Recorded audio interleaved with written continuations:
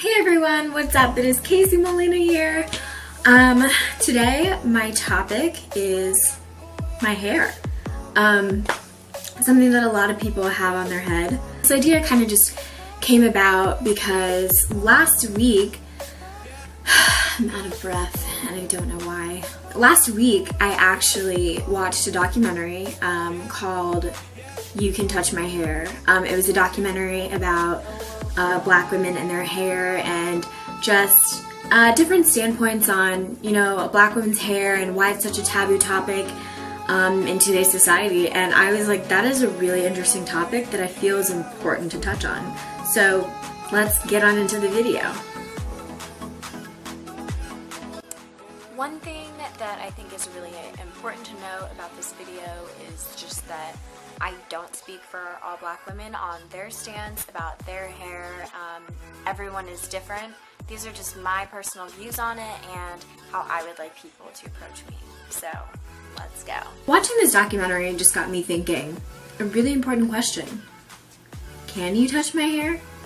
Before I can answer that question for you guys, there's definitely a lot of other things that go into Black women and their hair and why it is such a topic that people feel like they can't talk about in the first place. Personally, I love when people ask me about my hair. I love when people ask me questions about it.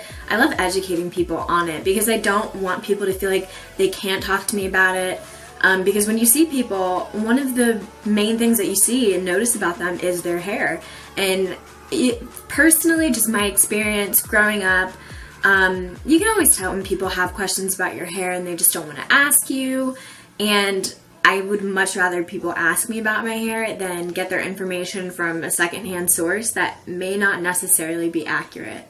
I really just think going into this topic, it's important for me to say that I don't appreciate when people come to me with a lot of preconceived notions about a Black woman's hair, because oftentimes their notions are false and they're offensive to me when I hear people coming to me with these comments or like things that they think they know about Black women and their hair, just Black hair in general, and I personally get really offended. I've also had people who just come up to me and they don't ask me before touching my hair. To me, this is an extreme violation of privacy, and this is different. Like, I'm not saying like if you know somebody and they're just kind of coming up to you, talking to you, playing with their hair while they're talking to you or something like that, because I do things like that. But strangers who come up to you and don't ask to know anything about you and they just come up and they touch your hair, that is a violation of privacy for anybody, I would feel like. My hair might not look the same way that your hair looks or the next person's hair looks, and that doesn't make me exotic or strange or weird. It just makes me different from you.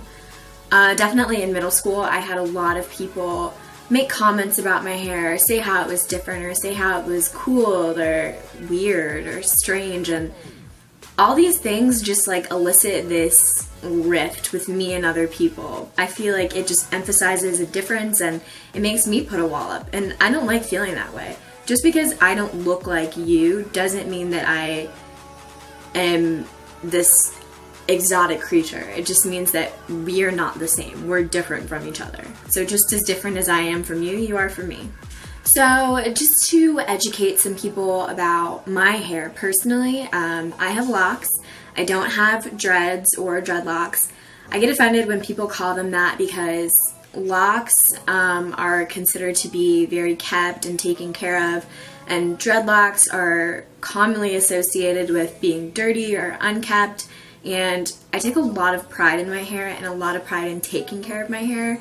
So when people call them dreads or dreadlocks, it really does hurt my feelings. Just because I feel like there's so many, again, preconceived notions that go along with those terms that people automatically lump me into a group. It's kind of like you stereotype somebody when you look at their hair and you say, oh, they have dreads, like they must not wash their hair.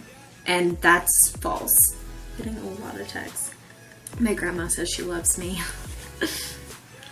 Ever since I was really young, I've had people come up to me and touch my hair.